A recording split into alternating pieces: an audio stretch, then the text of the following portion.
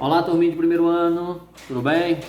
Professor Marinho Paixão aqui com vocês. Nessa videoaula aqui sobre a disciplina de textos, né?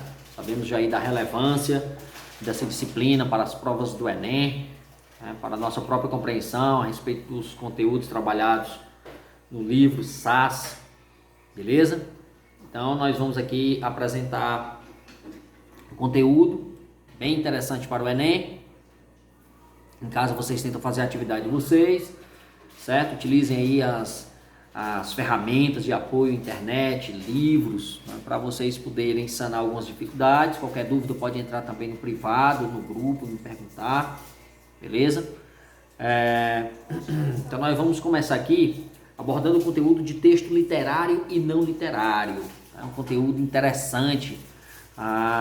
As provas de linguagens e códigos do Enem costumeiramente apresentam textos dessas duas naturezas, né? Tanto os textos literários quanto os textos não literários. Sabemos então que cada classificação dessa apresenta características que vêm a distinguir os gêneros textuais entre si, não é isso?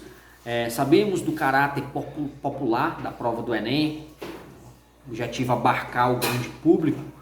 Daí nós temos muitos textos, né, com uma linguagem, vamos dizer assim, acessível.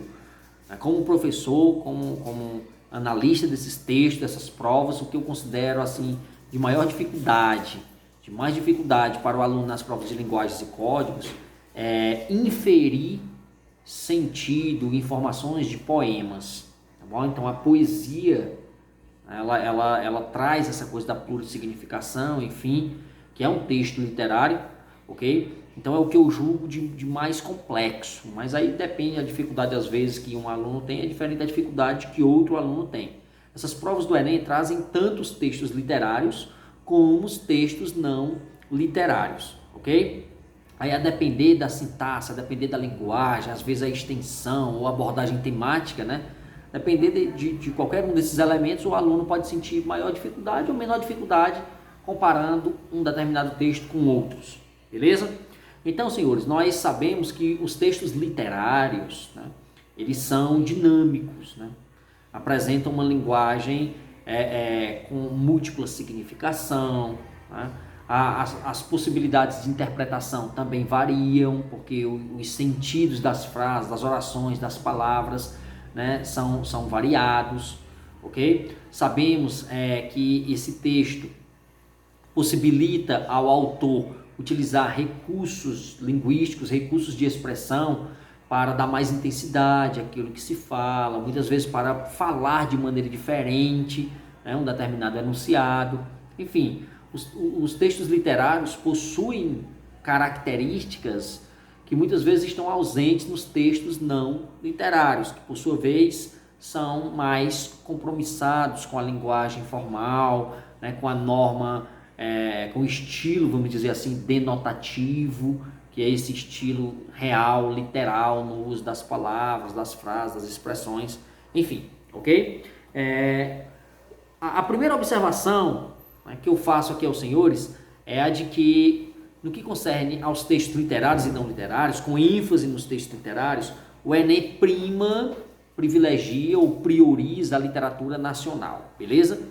Mas é interessante que o aluno do primeiro ano, desde já, leia de tudo que ele possa, né?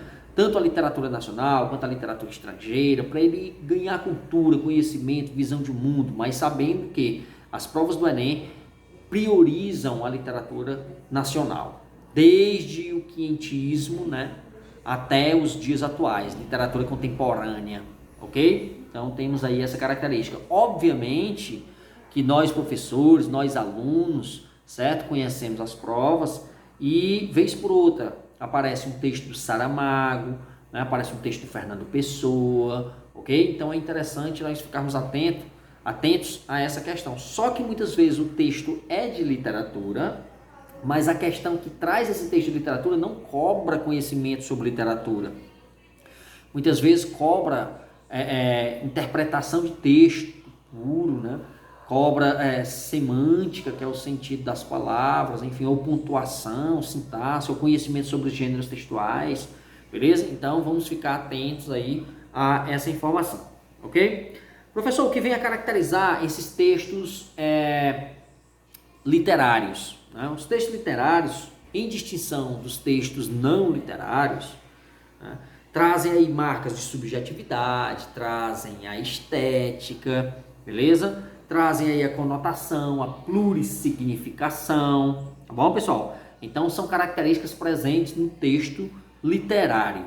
Agora nós vamos ver aqui, brevemente, passo a passo, o que caracteriza esses elementos, como a gente identifica esses elementos, como eles aparecem no texto literário. Primeiro nós vamos ficar aí com essa questão da subjetividade, certo, pessoal? A subjetividade, que é uma característica dos textos literários, né, marca a maneira própria que o autor tem de se expressar ou de ver o mundo, de entender os fatos, enfim, como ele se apresenta, como ele apresenta a sua visão particular. Pode ser uma visão idealizada, pode ser uma visão não idealizada. Peguemos como exemplo aí a Canção do Exílio, de Gonçalves Dias, né? Clássica, um dos textos mais reproduzidos, um dos textos mais citados para o Enem, mais trabalhados, né, aí, como intertextualidade, como recurso de intertextualidade, a Canção do Exílio, que diz o seguinte: minha terra tem palmeiras onde canta o sabiá, as aves que aqui gorjeiam não gorjeiam como lá. Enfim, o restante já é do conhecimento de vocês. Então percebam aí a visão bem subjetiva, bem idealizada, né, bem saudosista do autor. Minha terra tem palmeiras onde canta o sabiá, as aves que aqui em Portugal, uma vez que o autor estava em Portugal na época da produção, beleza? As aves que aqui gorjeiam não gorjeiam como lá no Brasil. Então ele está fora do Brasil, mostrando aí saudade da pátria. Então temos aí subjetivismo presente no texto, certo? Aí é texto do romantismo, tá bom? Da primeira fase. Depois nós vamos lá para o modernismo no Brasil, de fato, e Murilo Mendes, ele cria um texto que diz assim: na minha terra há macieiras da Califórnia e cantos de gaturamos de Veneza. Eu morro sufocado em terra estrangeira. Nossas frutas são mais gostosas, nossas flores são mais bonitas.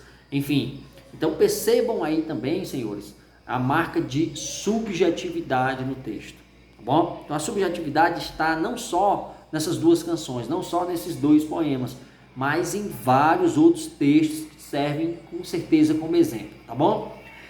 O segundo tópico nós vamos ver essa questão estética, né? Cuidado para a gente não pensar ou vincular a estética só com o nosso conceito de belo, de bonito, tá bom? Afinal de contas, essa questão estética, ela varia, né? Muitas vezes o que eu acho bonito é o que você detesta, o que você ridiculariza, tá bom? Essa questão de cor, qual a minha cor preferida, qual a sua cor preferida, o que eu gosto de falar, o que eu gosto de ouvir, enfim, então, essa questão estética varia muito, ok? Há aqueles indivíduos que gostam de Camões ou de Vinícius de Moraes, né? Amor é fogo que arde sem se ver, é ferida que dói e não se sente, os versos camonianos, certo? E há aquele que entende como estética, uma estética legal, uma estética bonita, os versos do Augusto dos Anjos, ok? Vês, ninguém assistiu ao formidável enterro de tua última quimera, somente a solidão, esta pantera foi tua companheira inseparável. Então, esse valor estético, ele varia de um leitor para outro, de um autor de texto para outro, de um poeta para outro, mas que é uma característica, certo, dos textos literários. Aí entra em questão o lance da plurissignificação, certo? Essa plurissignificação que tem a ver com a conotação, certo? Tem a ver com a conotação e a conotação aparece aí como recurso linguístico para dar graça, para dar intensidade, né? Para figurar o modo com que se fala.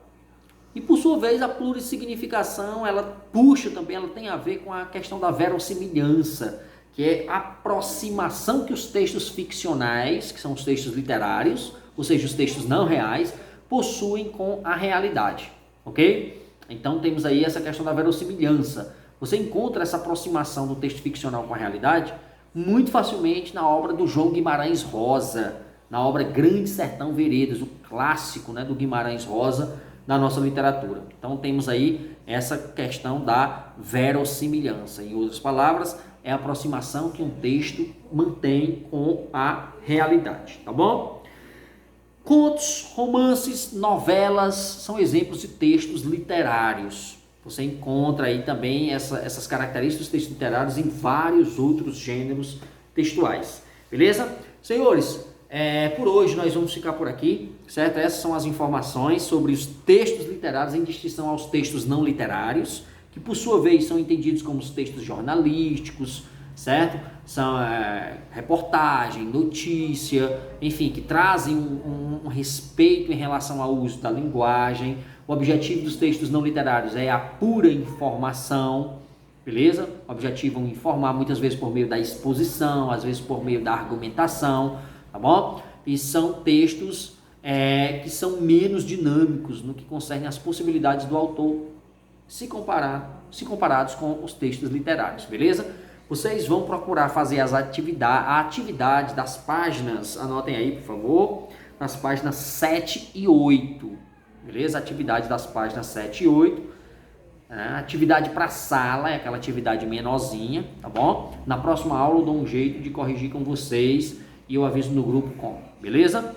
Doutores, um forte abraço, até a próxima, bons estudos, ok? Até mais.